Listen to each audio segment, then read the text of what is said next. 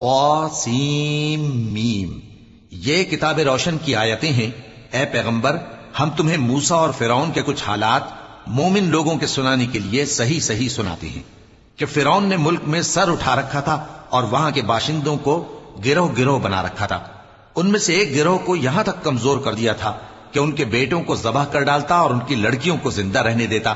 بے شک وہ مفسدوں میں تھا۔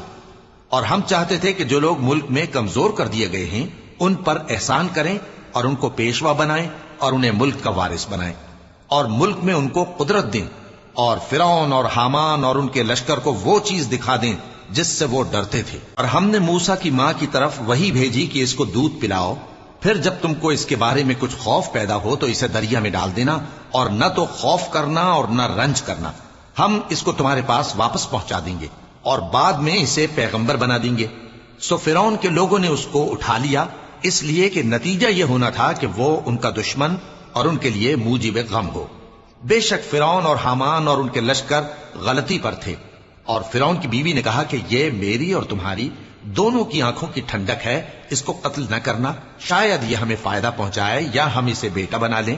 اور وہ انجام سے بے خبر تھے۔ اور موسیٰ کی ماں کا دل بے قرار ہو گیا، اگر ہم ان کے دل کو مضبوط نہ کر دیتے تو قریب تھا کہ وہ اس غم کو ظاہر کر دیتی۔ ہم چاہتے تھے کہ وہ مومنوں میں رہیں۔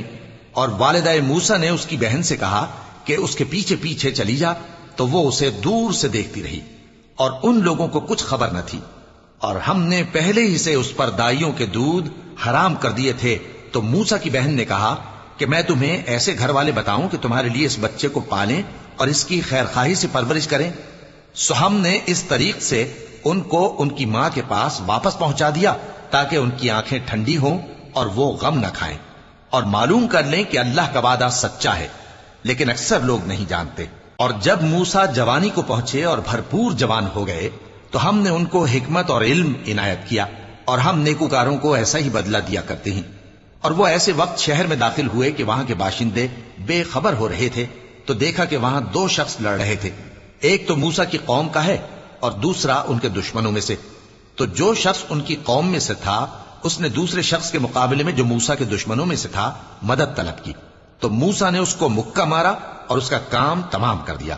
کہنے لگے کہ یہ تو شیطانی کام ہوا، بے شک وہ انسان کا دشمن ہے، کھلا بہکانے والا ہے۔ بولے کہ اے پروردگار، میں نے اپنے آپ پر ظلم کیا، سو تو مجھے بخش دے، تو اللہ نے ان کو بخش دیا، بے شک وہ بخشنے والا ہے، مہربان ہے۔